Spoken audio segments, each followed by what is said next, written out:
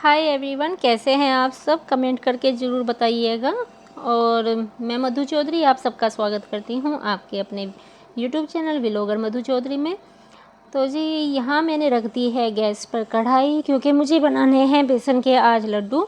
और बेसन के लड्डू बनाने के लिए मैंने मतलब घर का सारा काम फिनिश कर दिया था, क्योंकि मैंने सोचा कि क्यों ना खाना वाना बना के और बच्चों को लंच करा के फिर उसी के बाद मैं अपने ये लड्डू और मोदक बनाने का काम शुरू करूँगी। तो चलिए अब स्टार्ट करते हैं हम अपना काम।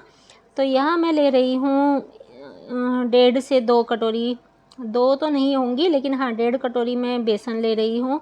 और बस बेसन को, ये मेरा नया पैकेट है जो मैंने अभी खोला है बेसन का। तो बस मैं इसमें 2 कटोरी बेसन डाल दिए हैं। हालांकि मैंने आधा कटोरी बेसन निकाल दी थी क्योंकि मुझे थोड़ा सा एक्स्ट्रा लग रहे थे। और जी,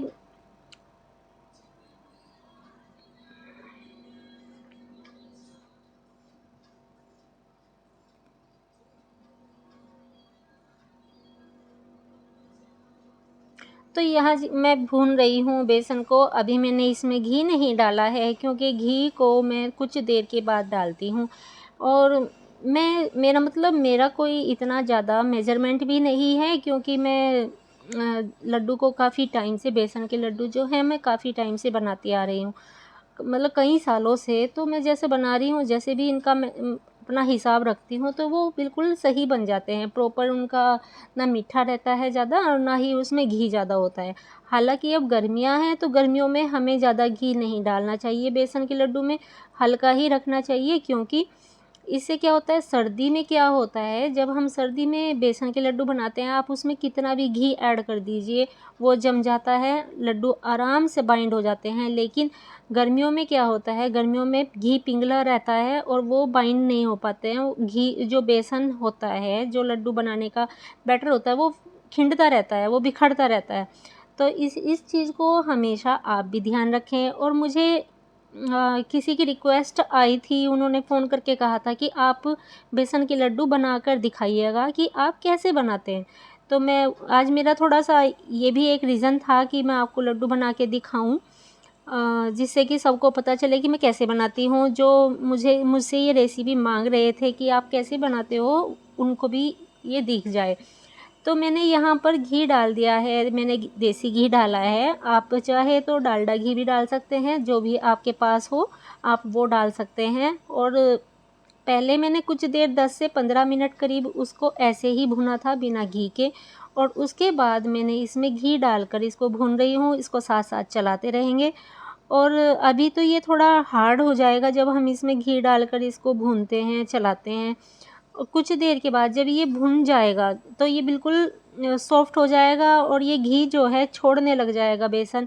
ये मतलब आपको मलाई जैसा फ़ील होगा जब आप इसको लास्ट में, जब ये भुन जाता है उस टाइम पर इसको घुमाते रहोगे। तो अभी कुछ देर में इसको घुमाती रहूँगी जिससे कि ये अच्छे से भुन जाए। और हाँ, जब अगर हम घी पहले ही डाल देते हैं बेसन में और उसको भूनते हैं, तब बेसन को भूनते हैं, तो उससे क्या होता है, उससे घी बहुत ज़्यादा लगता है।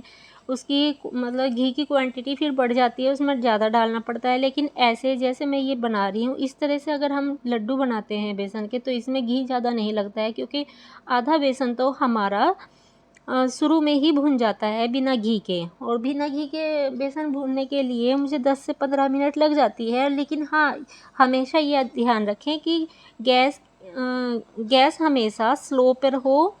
मतलब गैस आपकी तेज़ नहीं होनी चाहिए। गैस की फ्लो एकदम स्लो कर दीजिए और उसमें स्लो गैस पर आप आराम से भूनिए, चाहे आपको टाइम भले ही काफ़ी लग जाए। तो देखिए यहाँ पर ये भुन चुका है बिल्कुल इसका, और सॉफ्ट भी हो गया है। तो अब मैं क्या करूँगी, इसको कुछ देर और चलाकर करीब 1 से 2 मिनट अब मैं इसमें डाल दूँगी थोड़ी सी मात्रा में पानी।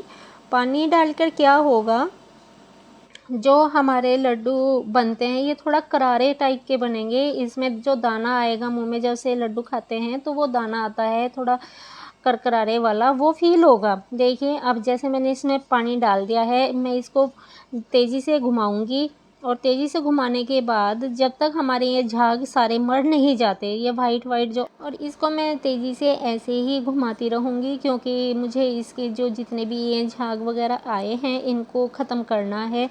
और क्योंकि ये अच्छे से एक सारे मतलब जो जितना भी ये बैटर है वो पानी सब जगह मिक्स हो जाए, इसलिए मैं इसको ऐसे ही घुमाती रहूँगी। और अब मैंने गैस भी कर दी है बंद, और अब मैं इनको अलग बर्तन में, इस सारे बैटर को अलग बर्तन में निकाल लूँगी, जितना भी ये बेसन भुना हुआ है।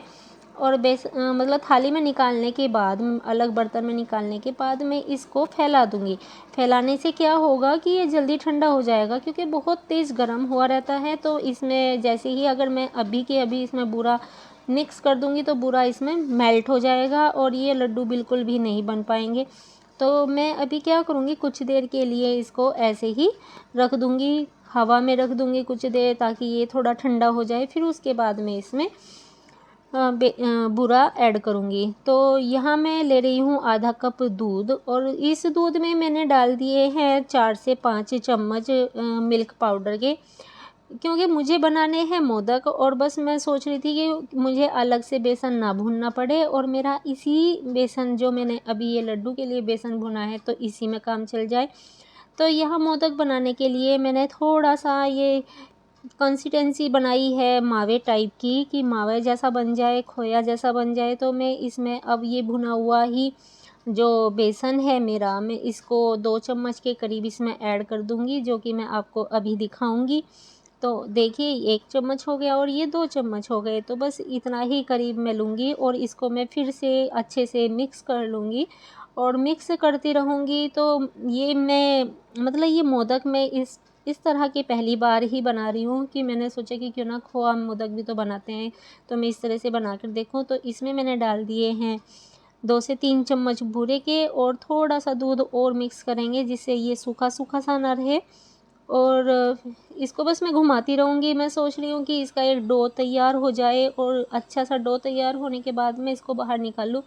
कच्चापन तो नहीं है, क्योंकि कच्चेपन इसलिए नहीं है क्योंकि बेसन बहुत अच्छे से भुना हुआ था, और जो ये खोआ और मिल्क पाउडर था तो ये तो कच्चा रह नहीं पाता, क्योंकि जब दूध में उबाला जाता है तो वो कच्चा कैसा रह जाएगा। और फिर इसमें मैंने 1 चम्मच घी भी ऐड कर दिया था।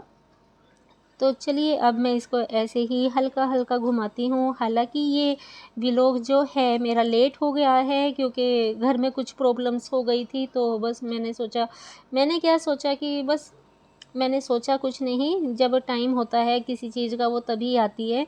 कोई बात नहीं, फेस्टिवल का सीज़न आ रहा है, फेस्टिवल्स आ रहे हैं, फेस्टिवल का सीज़न आ गया है, और घर में हम सब मिठाइयाँ बनाते ही हैं। तो इस तरह से जैसे मैंने लड्डू बनाए हैं तो आप भी बनाकर देखिएगा, बहुत आसान तरीके से बन जाते हैं। मैं ये नहीं कहूँगी कि लड्डू बहुत जल्दी बन जाते हैं, करीब आधा पौन घंटा तो लग ही जाता है बेसन भूनने में।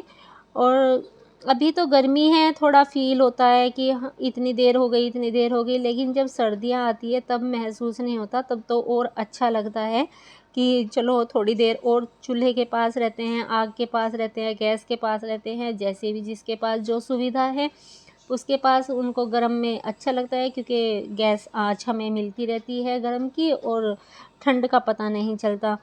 तो हालांकि ये चीज़ हमें गर्मियों में ही ज़्यादा महसूस होती है। तो ये बैटर भी हो गया है रेडी, और अब मैं इसमें कट करूँगी 3-4 बादाम काट दूँगी, और 4-5 में किशमिश काट दूँगी। मैं किशमिश मतलब पूरा पीस नहीं डालूँगी किशमिश का, थोड़ा कट करके डालूँगी।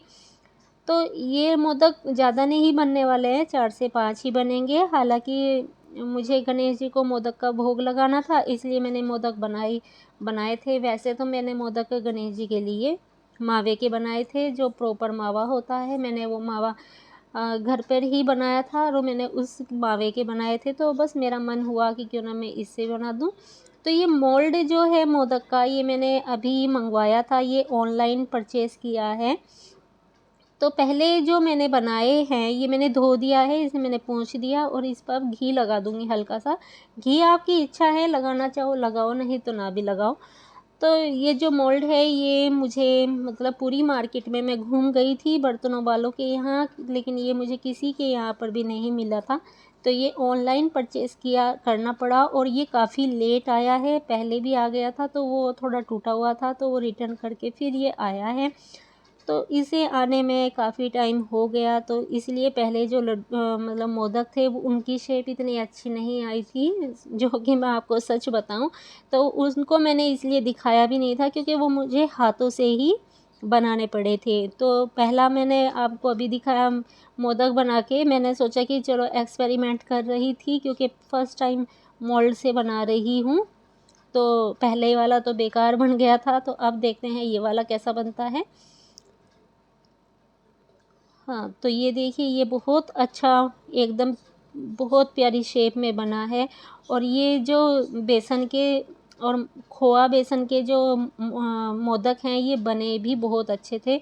बहुत अच्छे से मुँह में घुलने वाले बने थे, मतलब बिल्कुल भी हार्ड नहीं थे और ना ही कच्चापन किसी भी चीज़ का फ़ील हो रहा था, मतलब बहुत अच्छे लग रहे थे। तो वाक़ई गणेश जी की पसंदीदा चीज़ है तो वो तो अच्छी बननी ही है।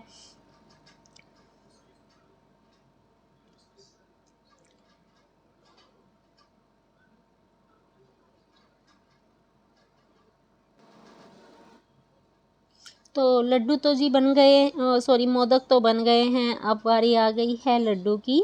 तो लड्डू बनाने के लिए मैंने यहाँ पर आधा कटोरी ही बूरा लिया है क्योंकि इसमें से 2 चम्मच तो मोदक बनाने में चला गया था, तो फिर मैंने सोचा कि बेसन ज़्यादा मीठे ना हो जाए। हालाँकि आप इनको तेज़ मीठा खाना चाहते हो तो एक बनाते हैं ना, जैसे लड्डू बना रहे हैं तो इसका थोड़ा-सा मेज़रमेंट ये होता है कि अगर आप 1 कटोरी बेसन ले रहे हैं तो उसमें हाफ़ कटोरी आप घी बूरा डालोगे।